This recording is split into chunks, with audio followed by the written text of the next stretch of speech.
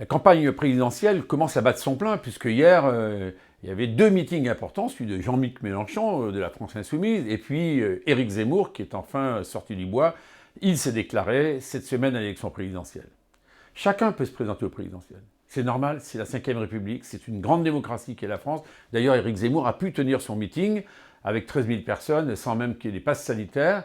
Vous voyez que le gouvernement avait autorisé ce genre de choses. En revanche, il aurait pu au moins faire contrôler le fait que celles et ceux qui sont venus étaient vaccinés. Mais ça, c'est la forme, il y a le fond. Le fond, ce journaliste, qui est un polémiste, qui est maintenant désormais candidat à l'élection présidentielle, a tenu des propos qui vraiment sont des propos dans lesquels il cherche, on voit bien, au travers de mots agressifs, à nous faire en sorte que, eh bien, on parle de cette France au passé, et il est, à mes yeux, un déclinologue. C'est-à-dire qu'en clair, il est toujours dans la nostalgie du temps perdu, nostalgie de ce passé.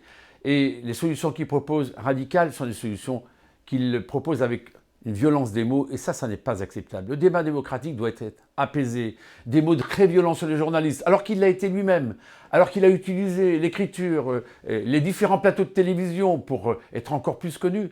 Et les solutions qu'il propose, on verra dans les prochains mois son projet. Il ne suffit pas de parler du grand remplacement, il ne suffit pas de parler de l'immigration. Bien sûr, ces questions, il faut les traiter. Et l'ai-je pas fait dans toutes ces minutes hebdo? Je le fais très régulièrement.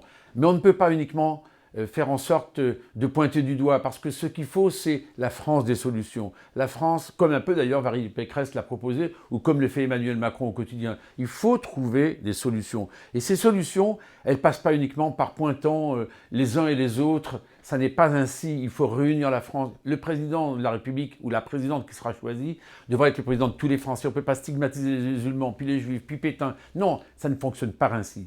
La France, elle doit être unie pour aller vers l'avenir, vers l'avant. Elle doit retrouver certes plus de puissance et de force en Europe et dans le monde, mais Éric Zemmour n'est pas celui qui incarne ce message.